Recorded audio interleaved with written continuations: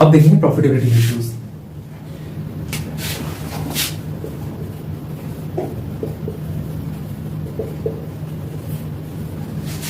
Profitability सिर्फ दो चीजों के कंपैरिजन देखी जाती है। पहला, कितना बिजनेस कर रही है कंपनी, उसकी कंपैरिजन हम देखेंगे प्रॉफिटेबिलिटी की, प्रॉफिट निकल कितना है। दूसरी चीज होती है इन्वेस्टमेंट। इन्वेस्टमेंट क्या होता है? टोटल एसेट्स कितने कंपनी के पास, या इक्विटी वालों ने कितना पैसा लगाया।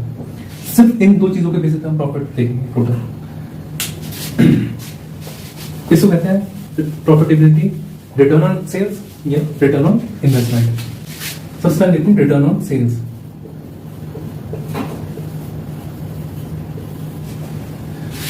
आप इनकम स्टेटमेंट देखोगे तो इनकम स्टेटमेंट में आपके पास ब्रॉडली सिर्फ चार चीज होती है जो सबसे इंपॉर्टेंट होती है।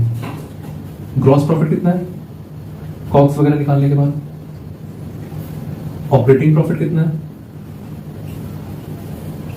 सारे ऑपरेटिंग एक्सपेंसेस निकालने के बाद, प्री टैक्स कितना आ रहा है।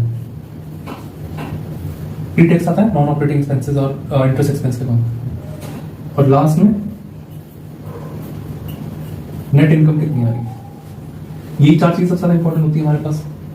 इन्हीं चार चीजों के बेसिस पे हम रिटर्न ऑन सेल्स की रेशियोज कैलकुलेट करेंगे।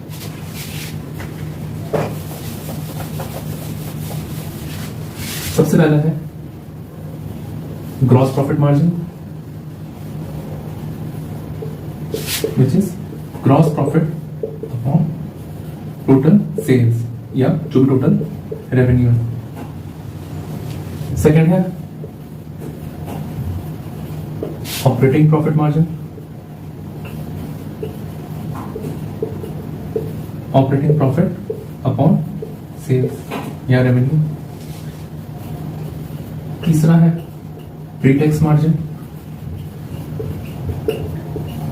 प्री टैक्स अपॉन सेल्स या revenue, and last is net profit margin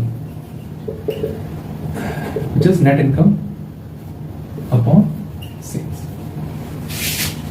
अब ये चार रेशियो की जरूरत पड़ती क्यों? अगर मुझे पता है कि भाई दो कंपनी से ग्रॉस प्रॉफिट सेम आ रहे हैं लेकिन ऑपरेटिंग प्रॉफिट में रेशियो सेम नहीं है या सेम सही नहीं है, दिस मीन्स कि उनकी ऑपरेटिंग एफिशिएंसी अलग है। एक ज्यादा अच्छी ऑपरेटिंग एफिशिएंसी है, एक की कम है, तो इस वजह से यहाँ पे फर्क आ रहा है। तो एक बार में देखती जब मैं कंपैरिजन करूंगा apple to apple comparison same industry companies का, तो मैं देखती समझ में आ जाएगी चीज।